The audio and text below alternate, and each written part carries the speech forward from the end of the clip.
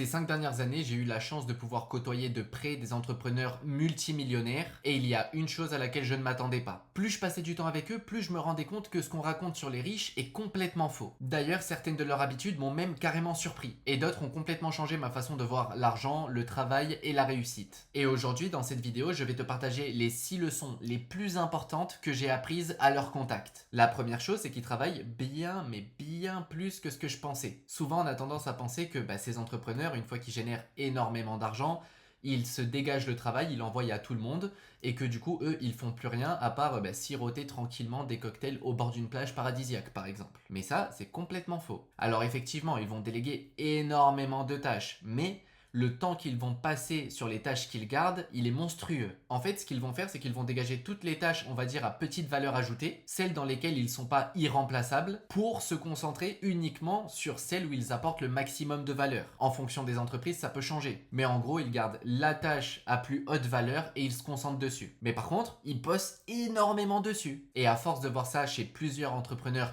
multimillionnaire, j'ai appris la leçon. La leçon, c'est que les pauvres voient le travail comme un moyen d'obtenir la liberté, alors que les riches, eux, voient le travail comme une responsabilité. C'est deux choses complètement différentes. Donc si toi, au plus profond de toi, tu sais que tu vas entreprendre et devenir un entrepreneur à succès, ne t'attends pas du coup tout simplement à aller faire bronzette et à rien branler de tes journées. C'est pas le cas. Ça fonctionne pas comme ça. Leçon numéro 2. Ils pensent en années. Pendant que les pauvres cherchent des solutions pour faire de l'argent rapidement, avoir leurs premiers résultats en 2 semaines, les riches, eux, sont capables de prendre des décisions qui vont apporter leurs bénéfices d'ici 3, 5, 10 ans. Ils savent que ça va prendre du temps, mais ils le font. Là où beaucoup de personnes se demandent combien ça va me rapporter ce mois-ci, eux ils se demandent est-ce que ça aura encore de la valeur dans 5 ans. Une marque, une réputation, une chaîne YouTube, une entreprise, un réseau. Ils construisent des choses lentes à créer, mais difficiles à copier. Alors toi qui regardes cette vidéo, arrête de chercher les résultats immédiats, les résultats court terme. Non.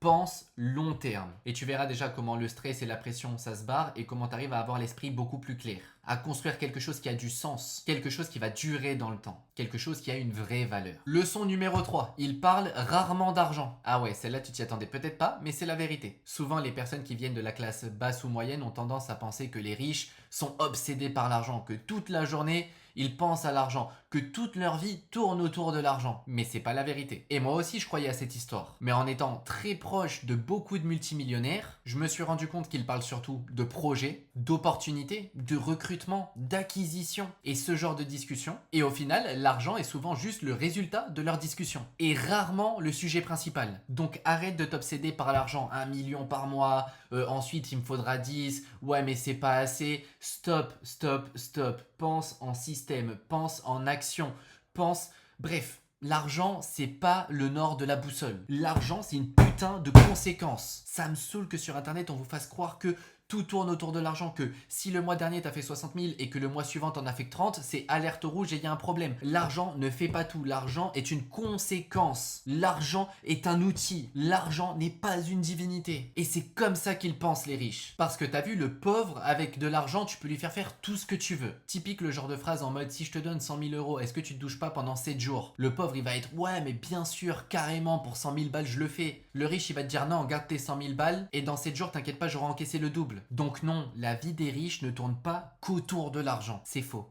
Point numéro 4, ils protègent leur réputation. Tous les entrepreneurs multimillionnaires que je côtoie de près pourraient prendre des raccourcis et gagner encore plus d'argent plus rapidement. Pourtant, ils ne les prennent pas. Et j'en suis sûr que ces raccourcis avec les sommes qui sont au bout, tu le montres à des pauvres, ils vont dire ah ouais moi ça je le fais. Mais en fait la différence elle est là, c'est que le riche il sait que la réputation c'est un asset de haute valeur. Ta réputation, elle peut autant te faire gagner un deal que le perdre. Parce qu'une réputation détruite coûte plus cher qu'une opportunité ratée. Les riches, ils ont tendance à penser en termes de patrimoine, de réputation. Et c'est aussi un gros levier parce qu'au final, si tu arrives à rencontrer un entrepreneur multimillionnaire, que tu rentres dans le cercle et que tu prouves tes valeurs et ton travail, quand il parlera de toi, de ton service et des résultats que tu lui as apportés à d'autres entrepreneurs multimillionnaires, son patrimoine réputation sera en ta faveur. Donc crois-moi, soigne ta réputation, fais-y attention et sois toujours irréprochable. Point numéro 5, ils achètent du temps. Pas du luxe, pas des conneries, non, non, du temps. Des assistants, des équipes, des automatisations, des process, des logiciels. Leur ressource la plus précieuse, c'est pas l'argent, c'est le temps. Et toi aussi qui regardes cette vidéo, ta ressource la plus précieuse, c'est le temps. Sauf que comme t'as pas d'argent,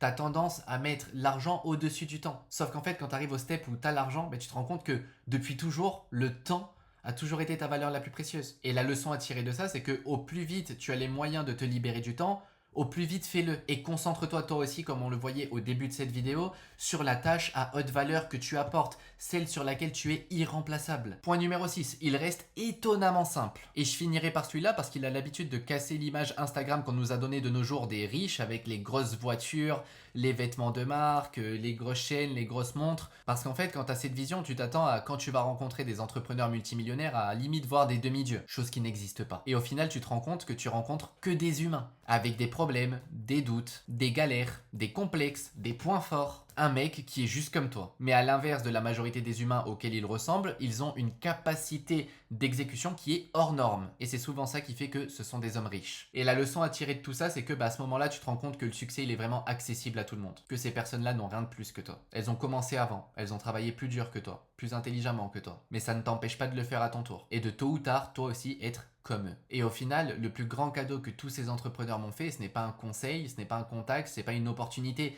même s'ils m'en ont donné énormément et que je serai infiniment reconnaissant. Le plus grand cadeau qu'ils m'ont fait, c'est d'avoir rendu certaines choses normales chez moi, comme travailler longtemps, penser en années, construire plutôt que consommer. Et quand tu vois ça assez longtemps, tu finis par agir pareil. Et c'est comme ça que commence le changement. Abonne-toi et active la cloche des notifications pour plus de conseils.